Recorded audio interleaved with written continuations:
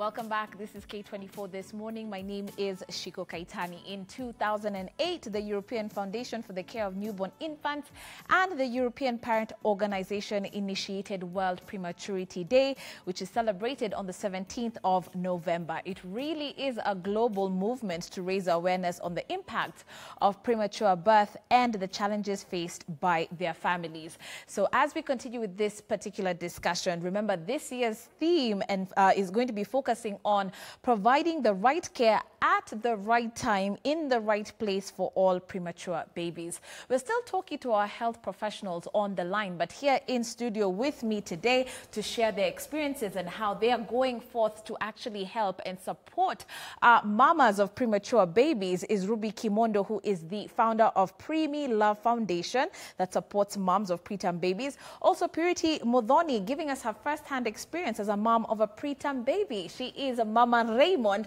and we understand he's turning 9 months. So we want to say congratulations, of course, to Purity. Ruby has 4 kids.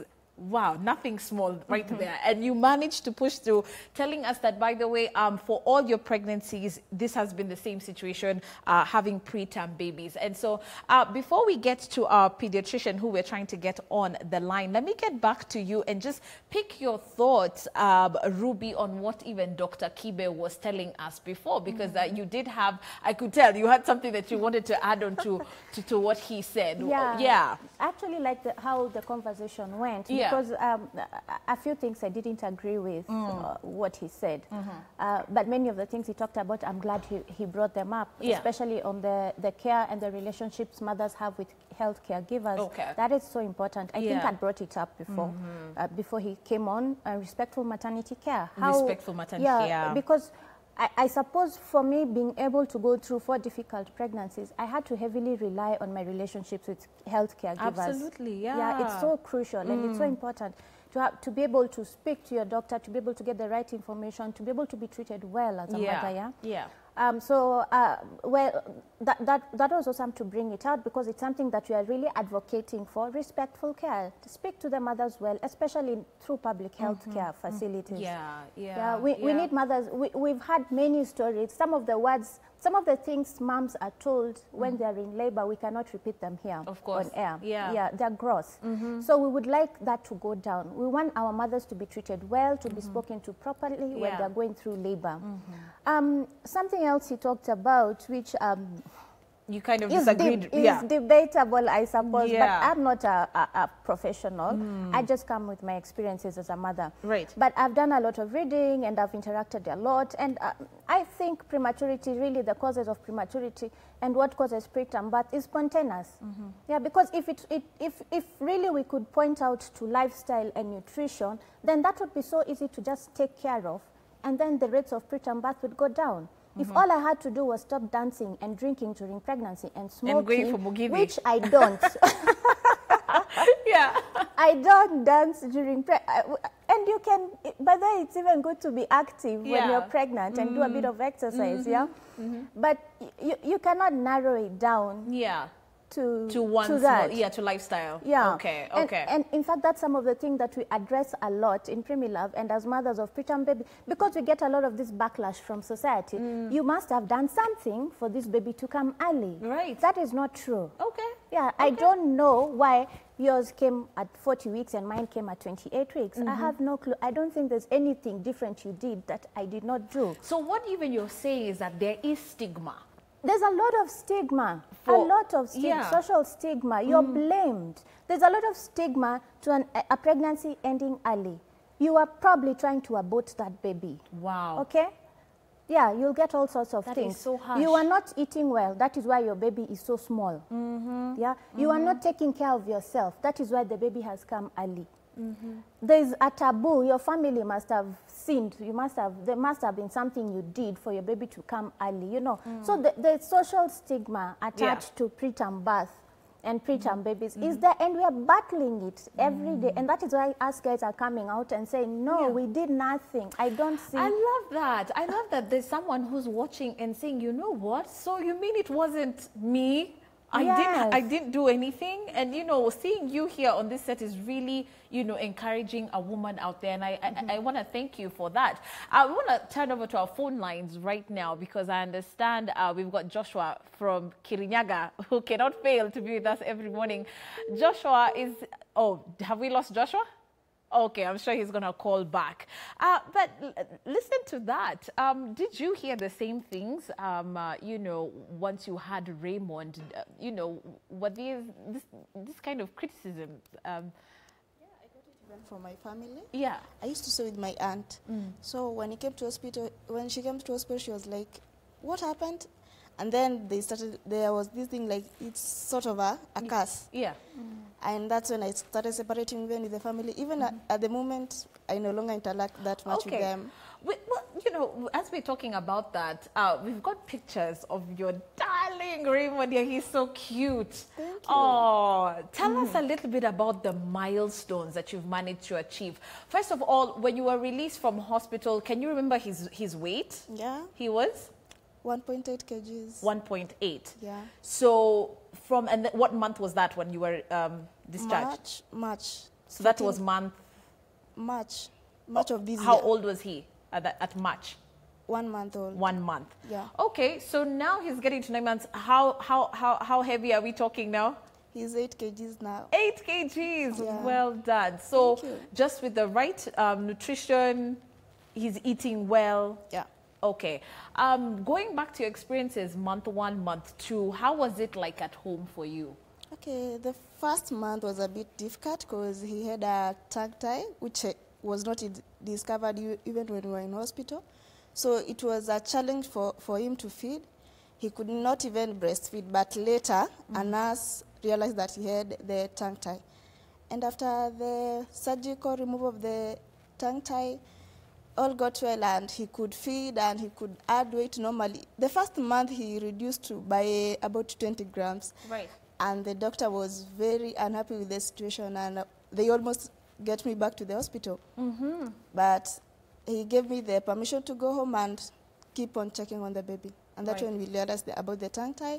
And after the removal, everything went well. Okay. Yeah. All right. I do understand that we've got Dr. Wakonyo, pediatrician from MP Shah, on the line. Good morning, Dr. Wakonyo. Good morning. Hi, how are you? I'm very fine, thank you. You know, I was just telling the team, you know, God has interesting ways of doing things, huh? Why? Because when I had my baby, you were in the delivery room. I'm sure you don't even remember because of all the rounds you were doing that day. And when I heard your name, I said, oh my gosh, she was there when my son was born and she was the one recording. I am glad I have met you before. Right, right. So you see, now here we are reconnecting on air. So I'm so happy to be hearing from you, Dr. Wakonyo.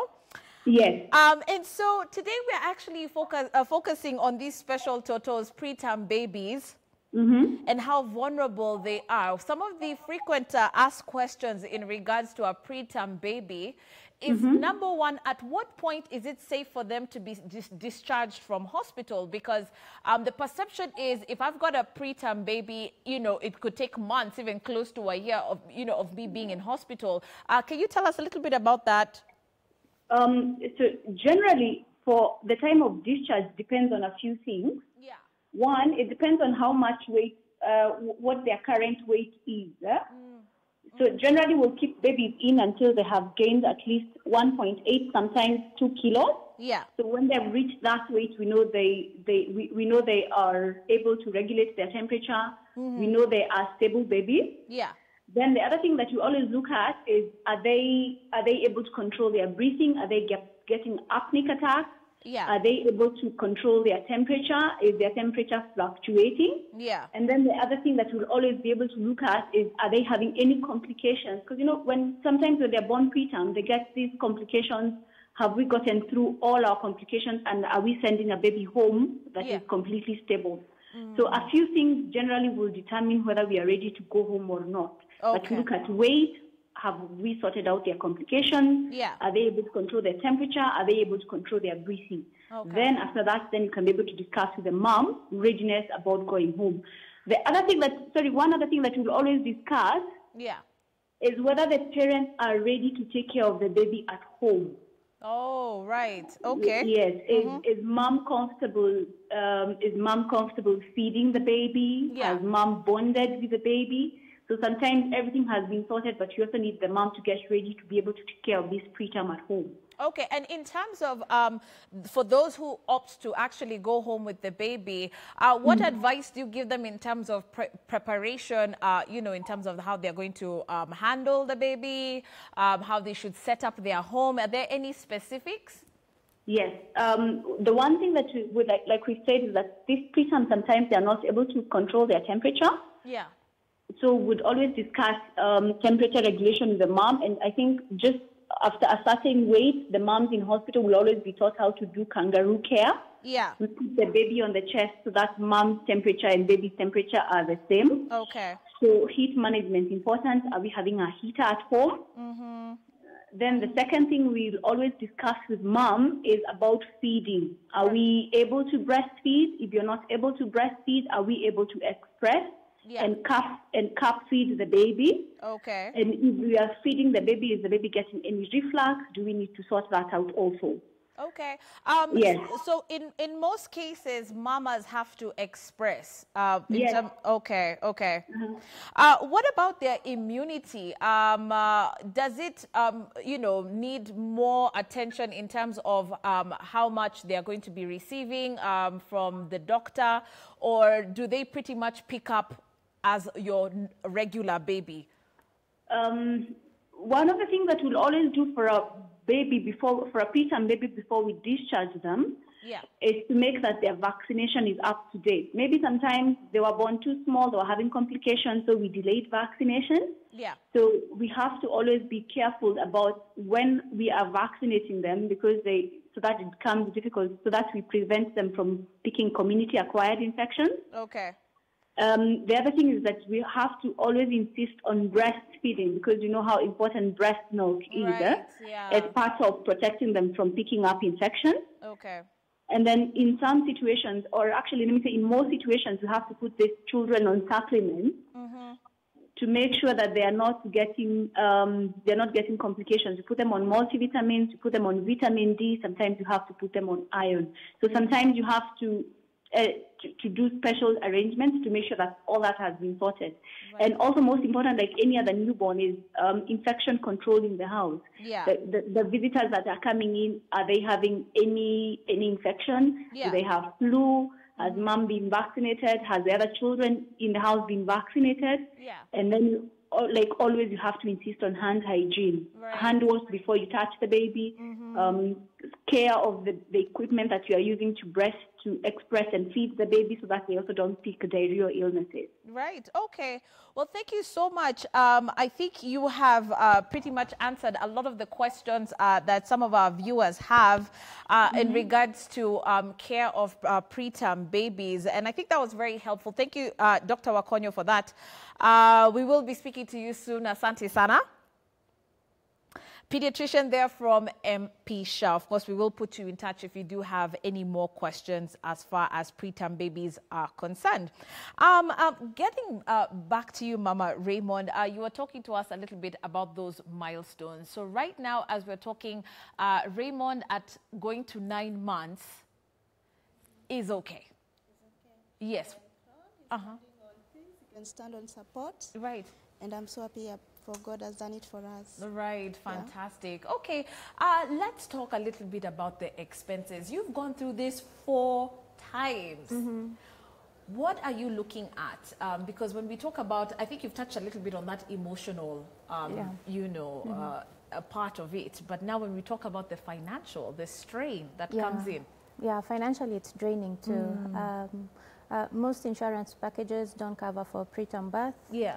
And if you do, you have your maternity cover. By the time you've gone through the prematurity experience, you'll how do I put it? Most of them are not enough to be able to cover the whole expense because you'll be staying in hospital for 2 months or 3 months. Right. Yeah, so financially it's very draining when you're in hospital, meeting the hospital bills.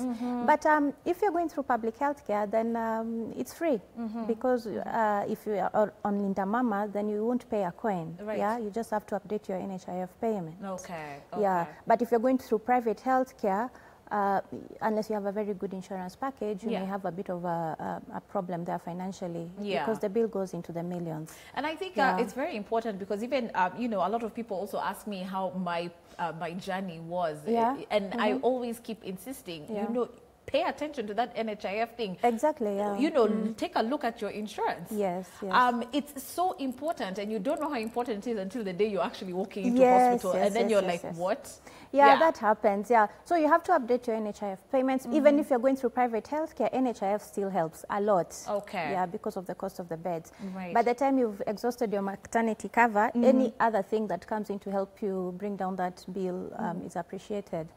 Yeah, so financially it's draining, as we said. Emotionally it's also draining. Yeah, physically it's very draining. Yeah. She just has not been able to bring out her whole experience in public health care, but if you go to a private hospital, you'll most probably be discharged about 2 weeks after delivery. You leave your baby in hospital, and then you make the daily visits to see the baby.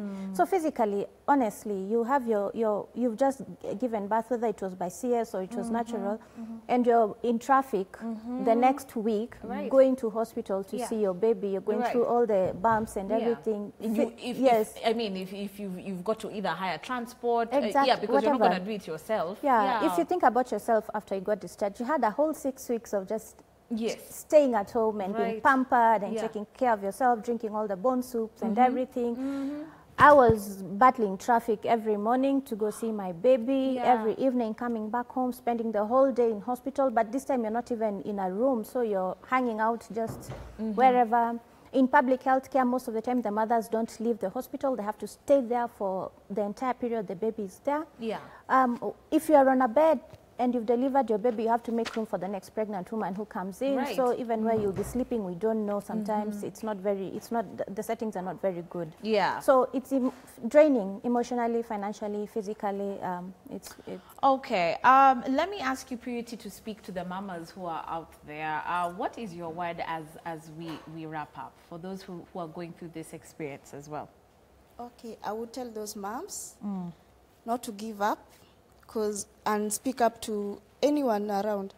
If you're able to share with those who have gone the same thing, you'll get encouraged. Okay. For you, Ruby, the importance of actually, you know, going out and actually looking for a support system, because we, you know, pretty much want to connect these moms with the likes of you too. It's good to find out what's happening out there, who's been through this, what can I do to avoid some of these things. It's good to have to build social capital, get a support system for yourself. It's going to help, especially with the outcomes of your baby. Not all outcomes are good. We have many preterm babies who are struggling with very delayed milestones and huge challenges. So it's good to get that support system going. All right, fantastic. I want to thank you, ladies, for taking time to be with us. That is Ruby Kimondo, founder of Preemie Love Foundation that supports moms of preterm babies. We'll definitely put you in touch in case you do want to join this support group. Also, Purity Muthoni for sharing her experience. Thank you. And of course, kiss baby Raymond for us, shall you? So, gentlemen, as we wind down, purple is actually the color to mark World Prematurity Day. So this week, to support those mamas and those totos, you can also wear purple. Is that why you have purple lipstick? It's not purple. This is pink. Although I should have actually done. That is not pink. What one is this? Nope. No. I always thought guys were colorblind. You are colorblind. Purple. He says purple as well. He's just like, don't rope me in. I don't want problems. Yes, but anyway, purple actually symbolizes sensitivity and exceptionality. So it's amazing to see that this day is now part of the calendar in terms of health awareness. Very true, and a very insightful conversation that has been had right there. If you have any more questions, please feel free to just get us online at K24 TV, and of course we'll try our best to address those particular issues. But as far as Monday is concerned, we are done. Yep, we wrap up K24 this morning here. We give way now to the Daily Brief. Okay, Samuel Jeroge Shiksha Aurora up next. Have a great Monday. God bless. All right, bye-bye.